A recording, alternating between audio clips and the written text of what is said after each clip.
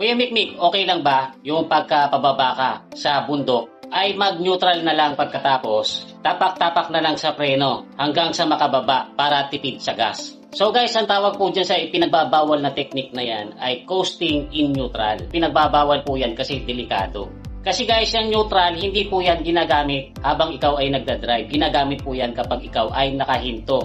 Halimbawa, nasiraan ka, tapos kailangan itulak yung sasakyan mo, doon po nagagamit ang neutral. O kaya naman, kailangan mong mag-idle habang nagwa-warm up o kaya naman habang nagko-cool down. Doon po nagagamit ang neutral. Hindi po yan ginagamit habang nagdadrive. Kasi guys, pag nag-neutral ka, ay dinidisconnect mo na yung makina mo doon sa transmission. So, hindi mo na makokontrol yung pag-andar ng gulong. At kung papalusong ka, ang magpapa-andar na sa sasakyan mo ay hindi na yung makina, kung hindi gravity. Hindi mo na po magagamit yung technique na mga biyasa na tinatawag na engine brake. Kasi habang papalusong ay aasa ka na lang sa preno. Which is napakadelikado lalo na kung ang sasakyan mo ay malaki or kung meron kang mga kargadang mabigat. Kasi po ang sasakyan na mas mabigat, mas mahirap ihinto at mas mabilis magpainit ng preno. Mas mabilis pong iinit dyan ang brake pads, ang brake rotors, actually pati yung brake fluid ay umiinit din.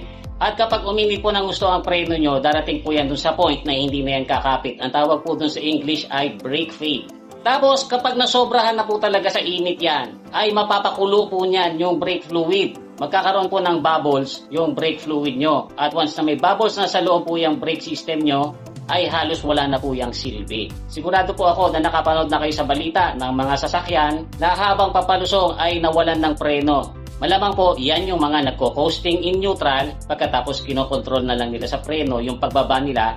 It's either hindi sila marunong mag-engine brake or ayaw nilang mag-engine brake. O kaya naman nagtitipid sila sa fuel kasi sabi nila nakakapagpatipid daw sa fuel yung coasting in neutral. Hindi ba kayo nagtataka guys yung mga nababalitang umararo habang papalusong kasi nawalan daw ng preno? Eh mabibilis? Kasi guys, kaya yan mabibilis. Nasa neutral po yan. Kung yan po ay naka-engage ang transmission at nag-engine brake, hindi po yan tutulin. Kahit po mag-fail ang preno niyan, magiging mabagal lang po ang descent niyan. Lalo kung nahandoon sa lowest gear.